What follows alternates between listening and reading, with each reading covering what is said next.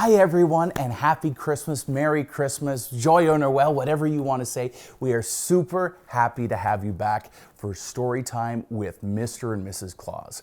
Well, let's call him Santa. We all know him as Santa and Mrs. Claus, and Sammy the elf too. And you know what? Each year they are so great to read millions and millions of letters. They read stories, and this year we've hooked up through our friends at Cogeco and Your TV a satellite right to their backyard. They've got a beautiful back porch. They're set up there. It is so neat to see the North Pole at this time of year. And we all know this time of year is about four things: faith, family, friends, and fun. And we're gonna have some fun today. And you know what? Some four-legged friends as well. I wanna see if you can spot Marley. That's one of our stories today as well. So our satellite is all set. They are hooked and ready to go. It's time to head up to the North Pole with Santa, Mrs. Claus, and Sammy the elf. Hi everyone, we're back again with Storytime with Santa and Mrs. Claus, and we have Sammy the elf with us, of course. And Sammy has baked some wonderful cookies again. We have stars and gingerbread people. Santa and I can't stay out of them, and Sammy keeps stealing them too, but we'll love to share. Anyway, I hope you've got your snack all ready and maybe a little hot chocolate. Settle down with your cozy blanket, and let's go with Santa and Mrs. Claus story time once again. What have you got there, Santa? Well, I have a letter here from Levi, and it says, "Hi Santa and Mrs. Claus. It's Levi from Nova Scotia, and I'm 8 years old, along with my twin sister, Sadie. Mom says I have been super good this year. I wear my mask wherever I go. I listen to my parents. I help with the dog, and I'm nice to all of my friends. This year I'm asking for a new Xbox controller with a beanbag chair." Ooh, a beanbag chair. "I promise to keep being good all year, and I leave you something delicious when you stop at the house." Ooh. And that's from Levi in Nova Scotia. Well, yeah, just make sure that you do leave something delicious there, Levi, because I'll be there to see you. I think Levi's on your nice list, Santa, from what I can remember. Yep. Oh, now we have a story all about... about... a reading. This is A Very Marley Christmas by John Grogan. A Marley Christmas or a gnarly Christmas? I guess we'll have to read the book and see.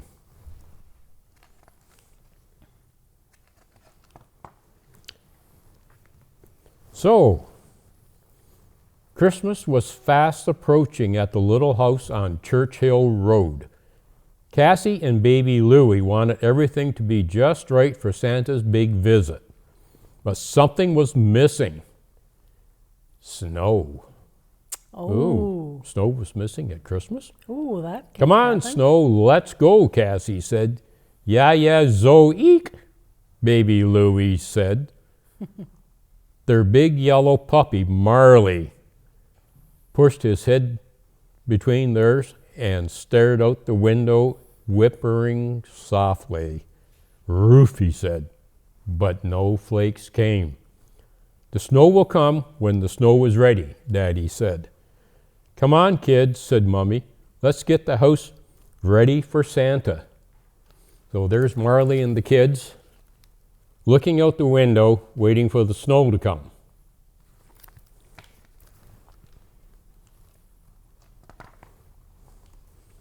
This was Marley's very first Christmas, and he wanted everything to be ready too. He jumped in to help in every way he could. But Marley, well, being Marley, always ended up on the wrong side of right. Oh, no. That afternoon, Daddy brought home a big evergreen tree. But as he dragged it across the lawn to the house, the tree suddenly stopped. It would not drag, it would not slide, it would not budge. Oh, my goodness. Daddy pulled the tree back. Daddy yanked the tree harder. The tree yanked back harder. "What the heck?" Daddy said. Then he saw the problem. Marley never could pass up a good game of tug-of-war. Oh, no. Bad dog, Marley, Daddy yelled. Let go. There's Marley tugging on the tree. So Daddy was pulling the tree one way and Marley was pulling it the other. Mummy strung colored lights on the bushes outside. Finally, she got them just the way she wanted. Perfect, she said. But Marley had other ideas. Bad dog, Marley, Mummy yelled. Oh, is Marley pulled all the lights? And there's Marley. Oh, no. All tangled up in the lights. Cassie was inside cutting out a chain of paper snowflakes to hang on the window. She was nearly done when Marley came around the corner and spotted the giant slithering white serpent. I'll save you, Marley seemed to say. With 3 big leaps across the room, he attacked Cassie's masterpiece. Oh, no. Woof, grrr. And that was the end of the paper snowflakes. You big goof, Marley, no. Cassie yelled. Can't you tell the snowflake from a snow snake? There he goes again. Trying to put the snow snake up, and Marley took it down. Baby Louie painted a picture of a snowman for the front door. Hooray, thought Marley. I love to make art. Bahoo! Waddy, Louie yelled. Daddy called from the living room, trees up. Everyone came running. Marley came running too. Mummy stopped. Cassie stopped. Baby Louie stopped. But Marley, Oh, no. well, he did not start. He did not stop. Oops, no brakes. And he slid right into the tree. Oh, knocked the tree over by the look of that, Knocked the tree Santa. over. Daddy got the tree back up. For Marley, Christmas had come early. Finally, my very own indoor bathroom. Oh, no. Waddy wee wee, Baby Louie screeched. Cassie decorated the tree with ornaments, but the ornaments did not stay on the tree for long. Drop it, Marley, Cassie said. Daddy opened the tinsel. Marley drove right in to decorate. Oh, my goodness. Mummy hung a stocking above the fireplace for each member of the family. Marley thought it would be more fun to play elephant. He wiggled his snout deep inside the sock and charged blindly through the house. Marley stampede, Cassie yelled. No. Take cover. At last, everything was just right. Everything except for one thing. The most important decoration of all was still missing. It was Christmas Eve, and the fluffy white stuff had not arrived. How can Santa land his sleigh without snow? Cassie asked. Zooey Zozo, Louie scolded in the sky. Daddy kissed Cassie on the forehead. Have you been good? He asked. I've tried, really tried, Cassie said. Then Santa won't forget you, snow or no snow. That's right. And won't forget my toboggan? She asked. Let's keep our fingers crossed, Daddy said. Okay, kiddos, time for bed, Mummy said. Santa won't come until everyone is asleep. Cassie and Louie peered out the window one last time. No Zoe, Baby Louie said with a sigh. Baby Louie's trying to say snow, and it came out as Zoe. Still no snow, eh, Santa? None. Oh, my goodness. The next morning, Cassie and Louie were the first ones awake. They jumped on Mummy and Daddy's bed and begged to go downstairs.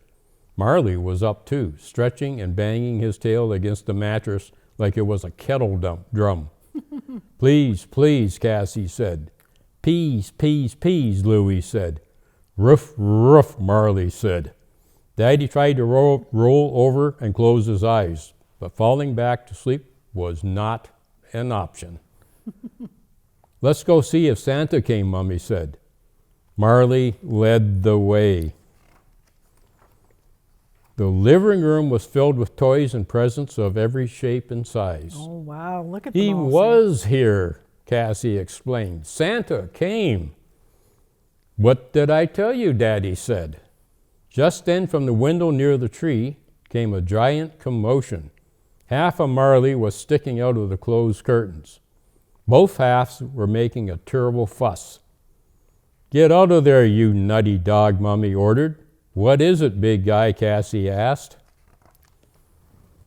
She pulled back the curtains, and there it was, falling from the sky, blanketing the ground, powdering the pine trees, drifting over the driveway, hiding the hedges, and burying the bushes. Snow. Oh, it came. Marley jumped on his hind legs and yelped proudly as if he had delivered it himself. Your wish is my command, he seemed to say. Cassie threw open the front door. Yes, she shouted. Yippee! Zooby, Zoe, Zozo, baby Louie screeched. Just then, a yellow blur streaked past. It knocked baby Louie smack down on his giant droopy diaper and shot straight out the door. Marley had never seen snow. Wet, cold. He slammed on the brakes. This was not a good idea. Marley went into a full skid, flopped onto one side, bounced up again, spun twice, then somersaulted down the front steps, and into a deep snowdrift. That sounds like a dog we know about. That's right. I think her name is Maggie. That's right. Yes. All excited and rangy. Yeah. The whole family held its breath. When we finally popped his head up, Marley took like a giant powdered donut. A giant powdered. Ooh, a giant powdered donut. Ooh, that's good. Ooh, That's Sammy. one of my favorites. Yeah. Could you maybe make some giant powdered donuts, Sammy? Ooh, Sammy saying yes, Santa. Marley raced past Cassie. He raced past baby Louie. He raced past Mummy and Daddy and straight into the living room. He jumped on the new toboggans and shook the biggest shake of his life. Snow flew everywhere. Even Mummy had to laugh. Santa had brought the best gift of all, and his helper, Marley, had delivered it inside. Zoe, Zoe, Zozo, baby Louie shouted. Good bow wow, Waddy. And here's Marley.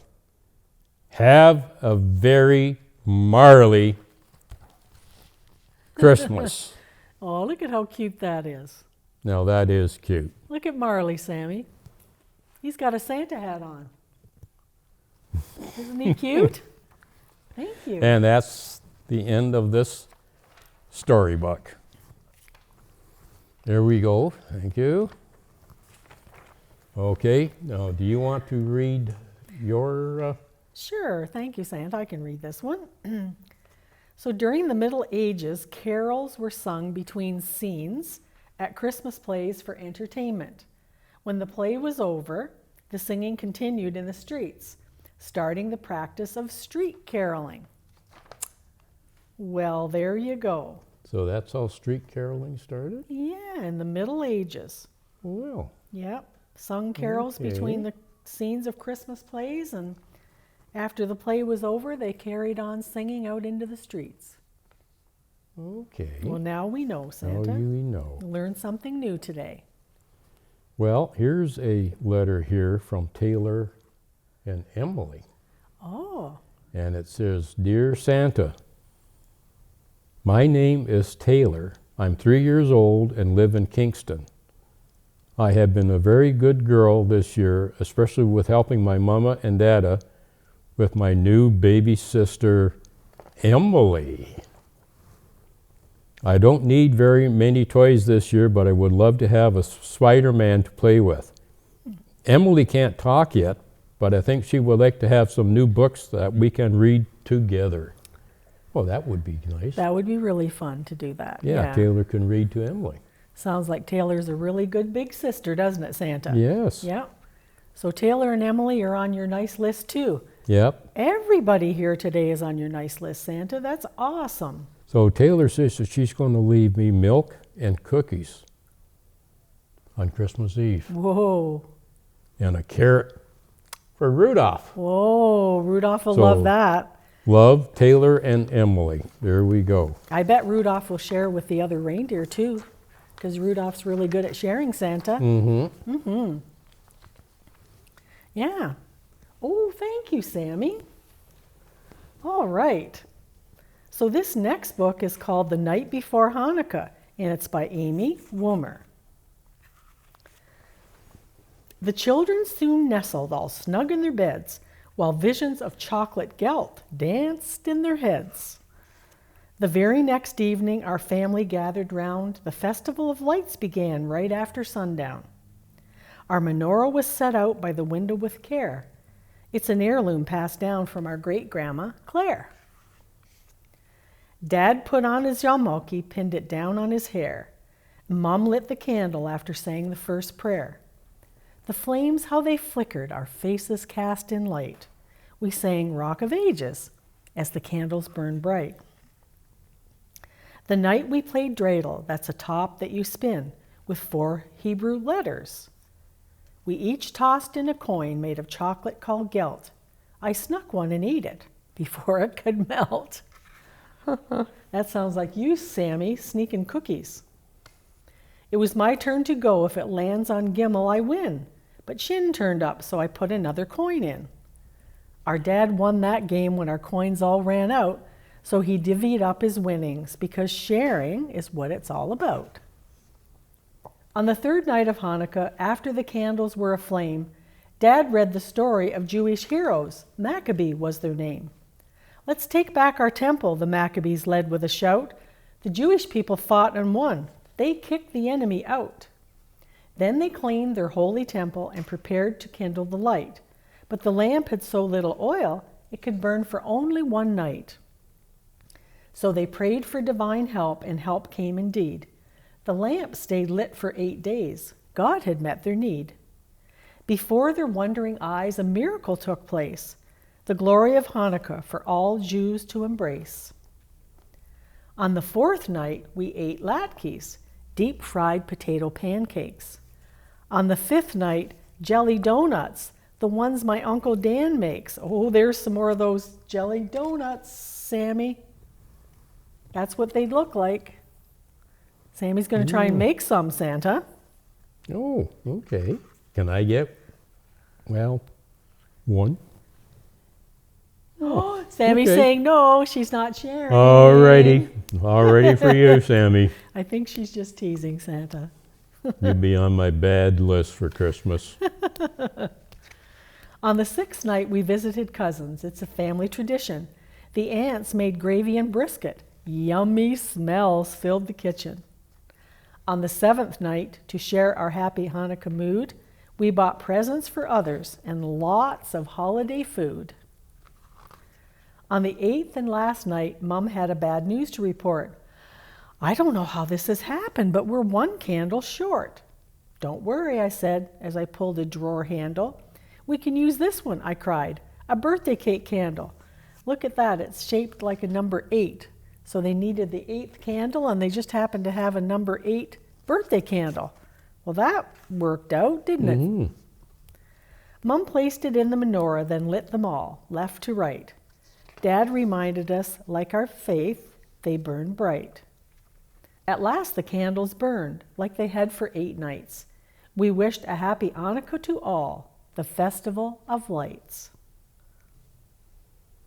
That's such a nice story.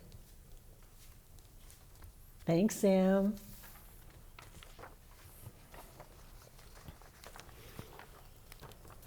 Thanks, Sammy. Oh, Sammy's take cookies.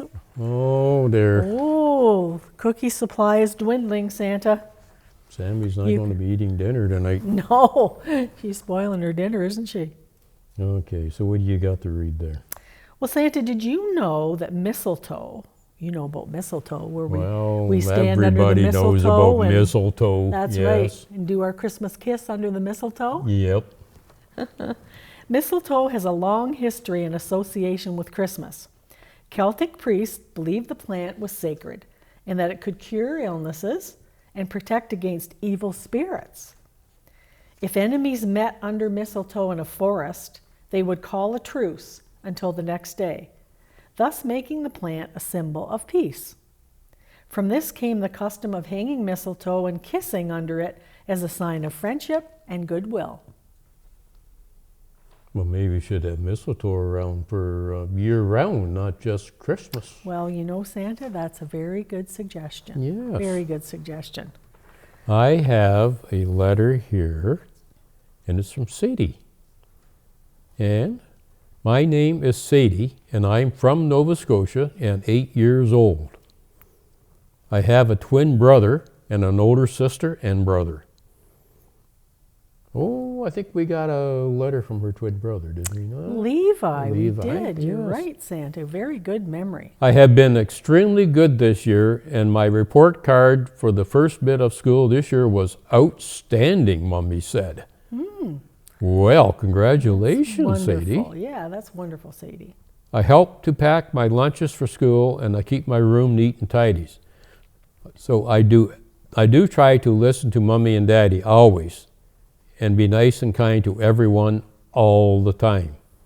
This year, I would love to have some new clothes, new Squishy-Mellows, and some sketch pads with some sparkly markers. Mummy and I will be doing some Christmas baking soon, and I will be leaving some out for you and Mrs. Claus.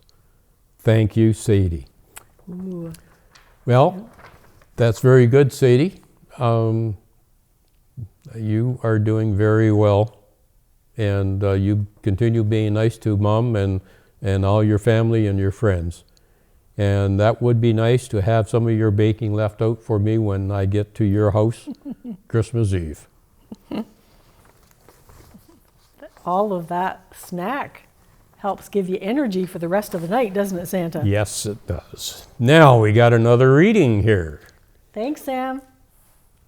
And it's Merry Christmas, Mr. Snowman by Wolfram Hannell.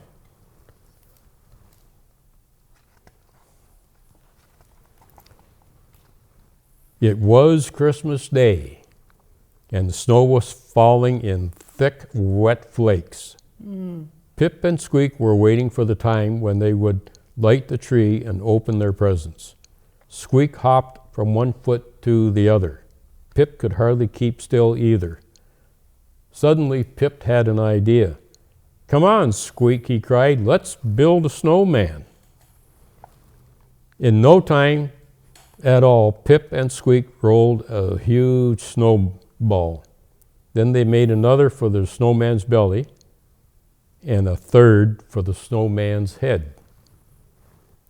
Squeak tied her scarf around the snowman's neck, and Pip fetched Grandpa's old hat from the garden shed.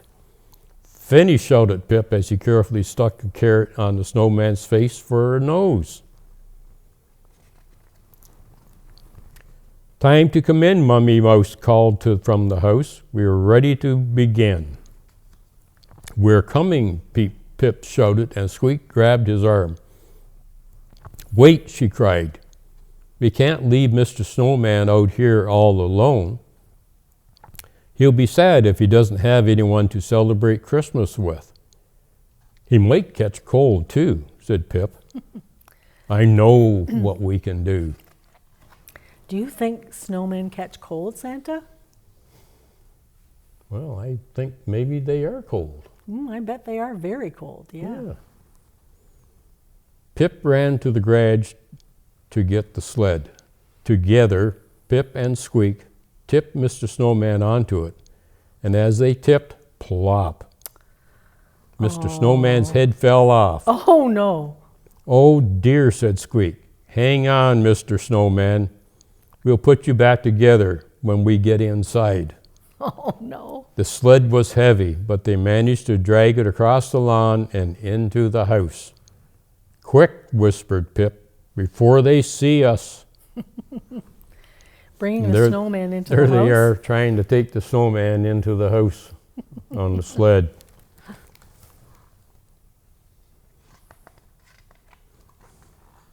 Pip and Squeak pushed and pulled Mr. Snowman into the living room and put him back together again behind the Christmas tree. Ooh. "Perfect," said Squeak. "We can hardly see him, but he can see everything. And he won't catch cold," said Pip. Then he whispered, "Merry Christmas, Mr. Snowman." Pip and Squeak took the sled out to the yard. They were hardly back inside again when Mummy called, "Who wants to watch Daddy light the Christmas candles?" "We do," cried Pip and Squeak. "Daddy brought the matches. We have to be really careful," he said. Then he looked down at his slippers in surprise. "What's this?" he asked. The toes of his slippers were soaking wet. Oh, Santa, There was a large puddle under the Christmas tree. Oh, my goodness. Uh-oh. "There's someone behind the Christmas tree," said Mummy Mouse, "and he's wearing Grandpa's hat." Of course, Mummy and Daddy Mouse quickly realized it wasn't Grandpa standing there. In the warm room, the snowman had started to melt. Oh. "How on earth did a snowman get into our living room?" said Daddy Mouse. "Maybe Santa Claus brought him," said Pip. Did you, Santa? "No. No. I think it's more likely that he came in from the yard," said Mummy. "Perhaps on a sled." "And that is exactly where we are going to take him out now," said Daddy. "A hot living room is no place for a snowman." No. Mummy dried the floor while Daddy helped Pip and Squeak take the snowman back outside. "Let's put him right in front of the window," said Squeak, "so he can see us inside." Then they went back into the house to open their presents. Pip got the new skis he was hoping for. Squeak got a new pair of skates, a drawing pad, and a box of crayons in every color she could imagine. Oh, Of course, lucky. Pip and Squeak had a present from Mummy and Daddy too. It was a wooden nutcracker that looked like a cat. Everyone was happy, but still something wasn't quite right. Pip and Squeak kept looking out the window at lonely Mr. Snowman. "It must be terrible for him to see all of this but not be able to join in," said Squeak. "There's an icicle hanging from his nose," said Pip. "I think he's crying." Aw. Squeak felt like crying too. Aw. "But we can't bring him back into the living room," said Daddy Mouse. "A hot room is no place for a snowman." Suddenly Pip laughed. "Then we have to do it the other way around." "That's right," said Squeak. "If he can't come in, then we have to go out." So they all put on their coats, hats, boots, and went outside. Mummy Mouse brought a lantern. Daddy Mouse brought a thermos of hot chocolate. Pip brought his new skis. Then they all gathered around Mr. Snowman and started to sing Christmas carols. "What on earth is going on over there?" cried Mrs. Tilly from her window. "We are celebrating Christmas with our snowman," said Pip. "You can come too." Mr. Snowman likes to have lots of people around. More and more neighbors kept arriving to join in the singing. Mr. Snowman looked so happy, Pip and Squeak thought he might start dancing. "He's having a really good time," said Pip, "and the icicle has gone from his nose. He has stopped crying." Oh, I'm so happy. Squeak ran back into the living room for her sketch pad and crayons. Then she started to draw. "I'm going to hang this picture in my room," she said. Then in summer, when it's hot outside, that everyone is complaining, I'll look at Mr. Snowman and think about today. Merry Christmas, Mr. Snowman. And there they are, gathered out in the yard with the snowman, the whole family.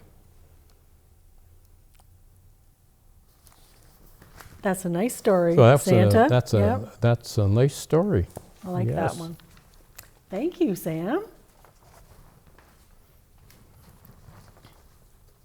Thank you, Sammy. And what do you have there? Well, this tells a little story about wreaths. And it says, an evergreen wreath symbolizes life in winter when the earth is cold and barren. I love putting up Christmas wreaths around our little home in the North Pole, Santa. I like decorating them and putting nice bright bows on them and hanging little decorations of the elves that the elves make. I love them. Yeah, I've seen all that around the North Pole. Yep. It's very nice for Christmas. It is, for sure. Yeah. And I have a letter here from Keely. And it says, Dear Santa, my name is Keely and I'm 10 years old.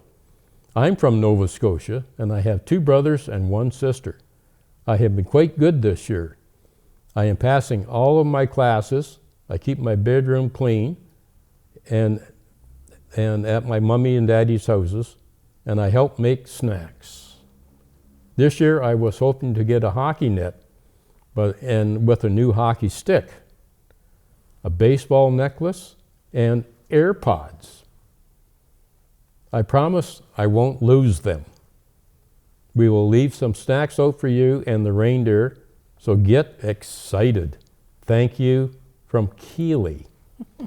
Well, Keely, that's very, very nice. And I'm glad to see that you're helping your parents around the house and that this hockey net and a new hockey stick. Santa, I think she is a lefty, if I remember correctly. Yes. So we have to make sure that the elves make the right kind of stick. To make sure that she gets the right stick. That's right. Because you have to be able to tell left from right, don't you? That's right.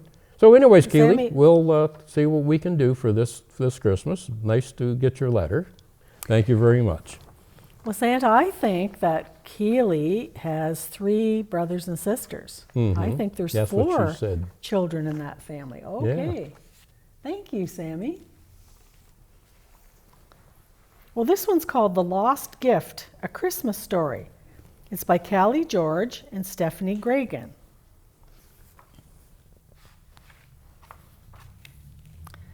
There he is, shouted Rabbit. Humph, said Squirrel, it's just a cloud. There he is, Rabbit shouted again. Humph, that's just a... Squirrel began, but this time it really was Santa. They all waved and Santa waved back. For a moment the stars shone brighter and the air smelled like pine and peppermint. Oh, I love those smells. Then a big gust of wind hit Santa's sleigh and a present tumbled down like a shooting star and landed in the woods. Oh no, one of the presents fell out of Santa's sleigh. Wonder what's going to happen here. He'll be back for it, said Rabbit confidently. The others nodded. They waited and waited, but Santa didn't come back. What should we do, worried Deer. Let's go find it, said Rabbit. Santa would want us to. Santa would want us to go home, grumbled Squirrel. But Bird was already off. Come on, she chirped. In a square hole in the snow, they found the present. Rabbit dug it out and Squirrel shook it. Chick, chick, chick, chick, it rattled. And Deer jumped. What is that? Bird began to peck at the paper. Stop, said Rabbit, it doesn't belong to us. Look, there's a tag. I can read the tag, I can, said Bird, hopping on the gift. It says, for the new baby at the farm. Love, Santa. The new baby. The animals had heard of the new baby. She'd been born in summer when the bees buzzed and the farmer's strawberries were sweet. Now the new baby won't get her gift, gulped Deer. Who cares, said Squirrel. She's not our baby. Santa cares, said Rabbit. Santa would want us to deliver it. Do I look like Santa? Groaned Squirrel. Maybe if we had a sleigh, said Bird. A sleigh, said Rabbit. Santa has a sleigh, let's build one. Squirrel groaned again. Sounds like Squirrel's kind of grumpy. When the sleigh was ready to go, the animals carefully slid the present onto it and set off, and the stars lit their way. Everything was going well until they came up to a great big hill. Up, up, up, Deer tugged the sleigh. Rabbit and Squirrel and Bird pushed from behind. Finally, they reached the top. Whoosh! The sleigh sped down, down, down. Then whoomp! It landed in a snowbank. Humph! Grumbled Squirrel. But he helped dig it out anyway. The animals moved slowly now. It was long past their bedtimes. They were hungry and they were tired and they were ready to give up. Maybe Squirrel was right, thought Rabbit. It wasn't their baby. Deer pulled the sleigh onto the porch. Clip, clop, went his hooves. Shh, said Squirrel. But it was too late. They heard the new baby cry. They woke her up. Who's there? Came a man's voice. The animals leaped off the porch and hid. They watched the farmer open the door holding the crying baby. What's this? Said the farmer. He looked down at the gift, but the new baby looked out into the night. Did she see them? The animals held their breath as the farmer picked up the gift and read the tag. From Santa, he said to the baby. Let's go open it. They went back inside. I can see it, I can, said Bird. It's a stick, groaned Squirrel. A lumpy old stick? A stick isn't a gift. Even Rabbit was disappointed. But the new baby grabbed the stick and shook it.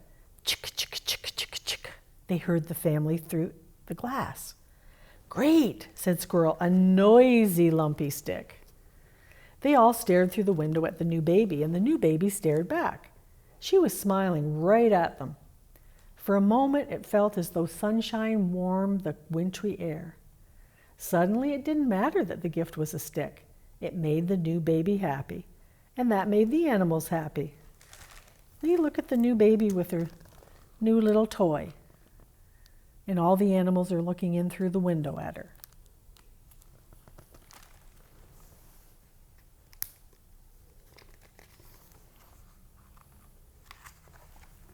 Snow fell softly as the animals headed home, frosting their feathers and frosting their fur. They were too tired to talk, too hungry to sing, but no one complained, not even Squirrel. Above them, the stars slipped away and the sky lightened, welcoming Christmas Day. When the animals got home, they couldn't believe their eyes. There was another gift. Great, groaned Squirrel. Not again. Squirrel probably thought that another present had fallen out of Santa's sleigh and they were going to have to deliver it.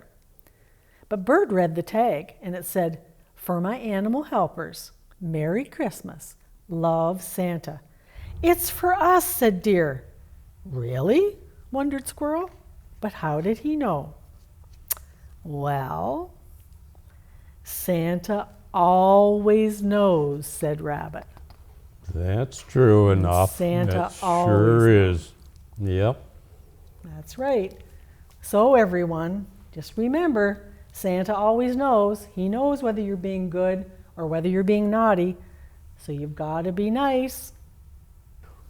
Well, that's it for this episode, and we'll see you out Christmas Eve, and certainly on behalf of Mrs. Claus, Sammy the Elf, and myself, thank you for being here.